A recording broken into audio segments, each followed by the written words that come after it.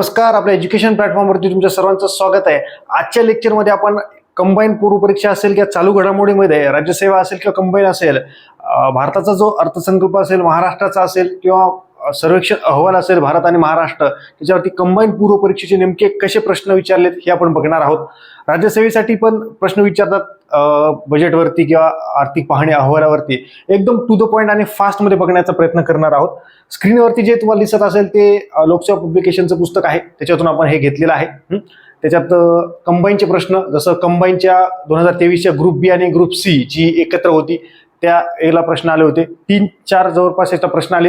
राज्यसेवा 2023ला प्रश्न आलेला आहे त्याच्यावरती. त्याच्यात मला वाटते महामंडळ विचारले होते की खालीलपैकी कुठलं महामंडळ किंवा ते दूध डेअरी नव्हती, बाकीचे महामंडळ त्या बजेटमध्ये स्थापना जी तरतूद केली होती किंवा ते सुरू केले होते, त्याच्यासाठी प्रश्न विचारला होता. तर आता कंबाईनला पण नेमका कसा प्रश्न विचारलाय, अर्थसंकल्पावर आधारित प्रश्न, ही गोष्ट लक्षात ठेवा. ज्यावेळी आपण पुस्तकातून वाचतो, मॅगझिन मधून, इयरबुक मधून वाचतो, तेव्हा आपल्याला समजत नाही की काय वाचायचं आहे. त्याच्यामुळे प्रिव्हियस इयरचे प्रश्न बघणं गरजेचं आहे. ही गोष्ट लक्षात ठेवा. चला, हा जो व्हिडिओ आहे हा युट्यूबलाही आहे आणि आपले जे बॅचचे विद्यार्थी आहेत, कंबाईनची टेस्ट सिरीज आणि मेंटरशिप बॅच आणि राज्यसेवेच्या बॅचच्या ज्या याच्यामध्ये पण हा व्हिडिओ राहणार आहे. म्हणजे एक प्रश्नांचा सराव असणं गरजेचं आहे. चला, तर हे काय की 2023चा हा प्रश्न आहे. पहिल्यांदा प्रश्न कधीचा आहे लक्षात घ्या. जरी जुना प्रश्न आला तर हा प्रश्न रिपीट होण्याची शक्यता नाहीये, पण त्या प्रश्नावरून आपल्याला हे समजेल की नेमकं बजेटमधलं किंवा जो अहवाल असतो, आर्थिक पाहणी अहवाल किंवा सर्वेक्षण अहवाल, त्याच्यातून नेमकं काय वाचायचंय हे आपल्याला समजतं. तर 2023चा प्रश्न आहे, 2023-24च्या अर्थसंकल्पात खालीलपैकी कोणते प्राधान्यक्रम होते असं त्यांनी विचारलंय.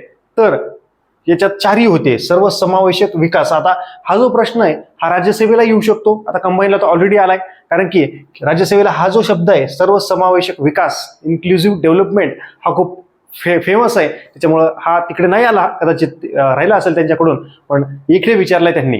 त्याच्यानंतर युवा शक्ती, त्याच्यानंतर हरित वाढ आणि आर्थिक क्षेत्र, या पद्धतीनं 4 हे ऑप्शन होतं त्याचं.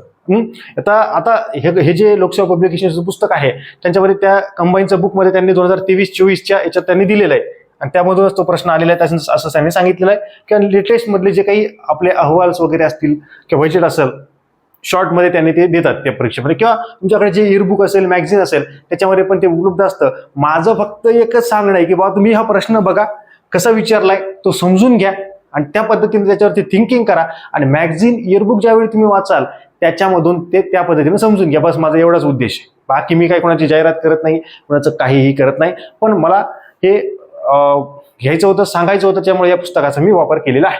ओके, त्यामुळे ते पुस्तक पण वाटलं तुम्ही घेऊ शकता, काही प्रॉब्लेम नाही. पण मी इथं जाहिरात करत नाही, ही गोष्ट लक्षात ठेवा. आता पहिला प्रश्न होता, पण नेमका आता त्याचं एक्सप्लेनेशन पण बघावं लागेल ना, थोडंसं बघू 2 मिनिटात, काही प्रॉब्लेम नाहीये.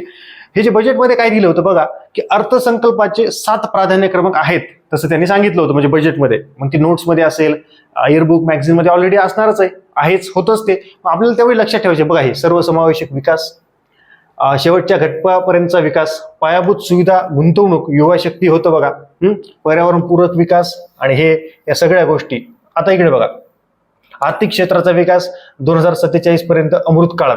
आता मला एक सांगायचं की एखादं टार्गेट असेल, एखाद्या योजनेचं टार्गेट असेल, हे पण करंट अफेअर्स मध्ये विचारतात. म्हणजे बजेटमध्ये काही गोष्टींना, म्हणजे असं नाही की बा प्रत्येकच गोष्टीला पैसे दिले किंवा निधीची तरतूद केली म्हणजे त्याच योजनेवरती प्रश्न विचारतील, पण शक्यता अशी असते की आपण थोडंसं त्याला एकदा रिवाईज करणं गरजेचं आहे. की समजा ज्या फेमस योजना आहेत आणि त्या फेमस योजनेला समजा पैसे दिले सरकारने त्या बजेटमध्ये वगैरे, तर थोडंसं एकदा ती योजना वाचून घ्यायला पाहिजे. करंट मधली एखाद्या जुन्या योजनेला पैसे दिले, ती योजना, जुनी योजनेचं नाव बदलून जर नवीन योजना काढली, तर अशा योजनेला देखील बघणं गरजेचं आहे. म्हणजे काय वाचायचं, काय सोडून द्यायचं हे देखील आपल्याला कळतं.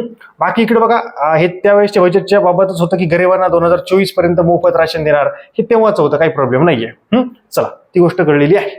तर मला हे सांगायचं होतं की अर्थसंकल्पामध्ये 7 प्राधान्यक्रम, म्हणजे त्यावेळेसचं आहे, त्याला सप्तश्री असं म्हटलं गेलं आहे, त्यावेळेसचं आहे ते. म्हणजे आता ज्यावेळी पुढचे जे काही तुम्ही बजेट बघाल, भारताचं, महाराष्ट्राचं आर्थिक पाहणी सर्वेक्षण अहवाल बघाल, तर त्या पद्धतीने ते वाचा. हा एक प्रश्न आहे. आता अजून पण आपण दुसरे 2-3 प्रश्न बघणार आहोत. राज्यसेवेचे वाटले तर मी त्याचे पण व्हिडिओ टाकतो, काही प्रॉब्लेम नाहीये, त्या पद्धतीनं लक्षात घ्या. आता हा दुसरा प्रश्न होता, हा कंबाईनचाच आहे, कंबाईनचेच प्रश्न बघतोय आपण. तर बघा की इथे आहे कंबाईन 2022चा प्रश्न आहे, ग्रुप बी चा, ऑक्टोबर 2022चा. तर याच्यात काय त्यांनी विचारलंय, हा फॅक्च्युअल प्रश्न आहे. याच्यात हा प्रश्न आधी तर नोट पण दिली सरांनी, तर हे पण आपण वाचणार आहोत की हा धोकादायक आहे सोडवण्यासाठी, कारण की एक्झॅक्ट फिगर ही लक्षात असणं सर्वांसाठीच 90 ते 95% जनता अशक्य आहे. बघूत आपण काय प्रश्न होता.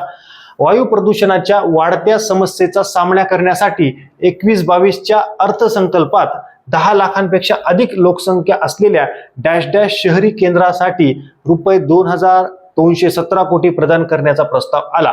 तर उत्तर काय आहे? उत्तर आहे 42 शहर केंद्रासाठी. हे लक्षात राहण्याची शक्यता आहे का? नाही. यांनी खाली दिलंय काय की असे प्रश्न पूर्णतः माहिती असल्याशिवाय अटेम्प्ट करू नका. ही खूप महत्वाची गोष्ट आहे. फक्त एकदा क्लिअर दिसते का चेक करतो, आपण आपला प्रोग्राम कंटिन्यू सुरू ठेवूयात. एकदम ओके दिसत आहे. कळलं? माहितच नाहीये, तुक्का मारतो. कसं मारणार आहे? 32, 42, 52, 62 सगळे काहीच नाही, माहितीच नाही. मटका लावल्यासारखा कार्यक्रम होईल ते. त्या पद्धतीनं बघा ते नाही. चला, हा तुम्हाला काहीतरी वाचलंय, थोडंसं आठवत आहे, लॉजिक लावू शकता. माहितीच नाहीये, कसं मारणार? काहीच नाही, रिस्कच नाही ना, 50-50 पण नाहीये, कुछ भी होतच नाहीये माहित नसेल तर. म्हणजे असे प्रश्न पण लक्षात घ्यायचे. आता बजेट वाचत असताना असं लक्षात ठेवायचंय का? तर तुम्ही बघू शकता, जर असेल अशी काहीतरी गोष्ट आणि काही वाटत असेल, आता हे इथे पैसे नाही विचारले त्यांनी, काहीच नाही, तर 42 शहरी केंद्रासाठी त्यांनी विचारलंय. एक जस्ट प्रश्न लक्षात ठेवा. वाचत असताना वाटलं, सहज लक्षात राहिला आकडा, तर होऊन जाईल कार्यक्रम. हे असे प्रश्न अटेम्प्ट करू नका सांगितलंय, एक्झॅक्ट माहिती असल्याशिवाय. अशा प्रश्नांची उत्तरे येत नसतील तर न सोडवलेली अधिक म्हणजे निगेटिव्ह जाणार नाहीत आपण. ही गोष्ट लक्षात ठेवा.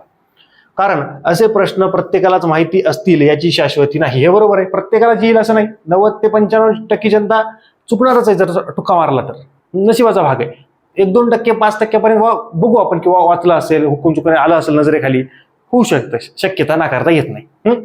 पण एक गोष्ट लक्षात ठेवा, या प्रश्नावरून कळतं की आयोग अर्थसंकल्पावर करंट रिलेटेड प्रश्न कधी पण विचारू शकतं. म्हणूनच मी हे टाकतोय. करंट अफेअर्सचे प्रश्न मी नेहमी सांगत असतो विद्यार्थ्यांना, वाचा. बजेटवरचे पण वाचा. हे मी ऑलरेडी जुने 2 वर्षाखालचे व्हिडिओ काढून बघा आपले याचे युट्यूबचे, तुम्हाला कळेल मी सांगितलं होतं. जुने प्रश्न बघा. जुने प्रश्न बघितल्याशिवाय तुम्हाला कळणार नाही त्याच्यावरती काय फोकस करायचंय. म्हणजे जे बजेट वगैरे, अर्थसंकल्प, आर्थिक सर्वेक्षण अहवाल जेव्हा वाचतायत ना, तुम्ही पहिल्यांदा जुने प्रश्न वाचा, त्याच्यातून की पॉईंट्स काढा, नंतर ते गोष्ट होता. राज्यसेवेची वाचा, कंबाईनची वाचा, कंबाईन मेन्सची वाचा. राज्यसेवा मेन्सचे पण जुने प्रश्न बघून घ्या, काय हरकत नाही. पण त्या मेन्सच्या पद्धतीने तिकडे, कंबाईनच्या पद्धतीने तिकडे, त्या पद्धतीने गोष्ट त्याच्यातून घ्यायची आहे आपल्याला. चला, क्लिअर झालेला आहे. तिसरा प्रश्न आहे. तिसरा प्रश्न 2021चा आहे. ग्रुप बी च्या पूर्वपरीक्षेला विचारला होता. थोडासा वेगळा प्रश्न आहे, त्या वेळेचा होता. पण मला काय सांगायचंय, याच्यावरती परत एखाद्या वेळेस जर हुकून चुकून कधी जर प्रश्न आला तर हे जोडायला लावायला येईल. ती गोष्ट लक्षात ठेवा. काय प्रश्न होता बघूयात आपण. मुख्य आर्थिक सल्लागार कृष्णमूर्ती सुब्रमण्यम जे आर्थिक सर्वेक्षण अहवाल, बघा आताच म्हटलं तुम्हाला आर्थिक सर्वेक्षण अहवाल पण करणं गरजेचं आहे, त्याच्यावरती हा प्रश्न आहे. त्यांच्या मते आर्थिक पुनर्प्राप्ती स्वरूप कसे असू शकते, त्यांचं उत्तर आहे व्ही आकाराचे. मग यू आकाराचे कसं आहे, एस आकाराचे कसं आहे, व्ही आकाराचे, झेड आकाराचे, याच्याबद्दल दिलेलं आहे. पण याच्यात एक टिप्स आपण वाचून घेऊयात की हा करंट रिलेटेड प्रश्न आहे, आहेच 100%च आहे. म्हणजे आपल्याला जरी हा बघितल्यानंतर आता त्यांनी दिलंय म्हणून, नाही तर सरळ जर हे जर काढलं असतं, असं दिलं असतं तर आपल्याला ते आला असता का? नसता आला. करंट रिलेटेड प्रश्न आहे, त्या वेळेसचे आर्थिक सर्वेक्षण आहे, बजेट आहे, ते आपल्याला पाहणं गरजेचं आहे. आणि या विषया शेवटी मी आताच म्हणजे सरांनी दिलेलं आहे त्या पुस्तकात, त्याबद्दलची गोष्ट दिलेली आहे. पण माझं काय मत आहे, आर्थिक पुनर्प्राप्तीचे स्वरूप व्ही आकाराचे असू शकते. पण सध्या आपल्याला काय करायचंय, पुनरुत्थान किंवा रिकव्हरी बाबत व्ही आकाराबद्दल, डब्ल्यू आकाराबद्दल, एल आणि यू आकाराबद्दल वाचून घेणं गरजेचं आहे. उद्या जर कोर इकॉनॉमिक्स मध्ये जर असं विचारलं, लेटेस्ट मध्ये आहे पण यांनी असं म्हटलंय, तर ह्याबाबत आपल्याला माहिती पाहिजे की व्ही आकाराबाबत काय होतं की ज्या वेगाने अर्थव्यवस्था मंदीत जर गेली त्याच वेगाने ती रिकव्हरी होत असते, आणि त्यालाच व्ही शेप्ड रिकव्हरी असं म्हणतात.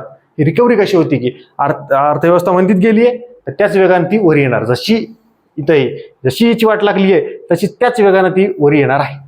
म्हणजे जशी वाट लागली तशीच भरारी होणार आहे, चांगली प्रगती होणार आहे. ही गोष्ट लक्षात ठेवा. असंच डब्ल्यू बाबत आहे, असंच एल बाबत आहे, असंच यू बाबत आहे. तर ते वाचून घ्यायचं आहे, ते एक्सप्लेन करण्याची काही गरज नाही मला वाटते. पण त्या गोष्टी वाचा, फॅक्च्युअल कंटेंट आहे. हा जोड्याला हवा उद्या येऊ शकतो, किंवा असे परत एक दोन प्रश्न बनवू शकतात मेन्सला वगैरे, जिथं आहे ना हे बनवू शकतं. हा फॅक्ट्स आहे, हे काही चेंज होणार आहे का? हे चेंज होणार नाहीये. ह्यांनी जे सांगितलंय ते सांगितलंयच ना आता त्या पद्धतीनं. हा बजेट वरून हा प्रश्न आलाय, नक्कीच आलाय. पण ऑलरेडी हे दिलंय, ही कन्सेप्ट आहे, ही इकॉनॉमिक्समध्ये आपल्याला महत्वाची आहे.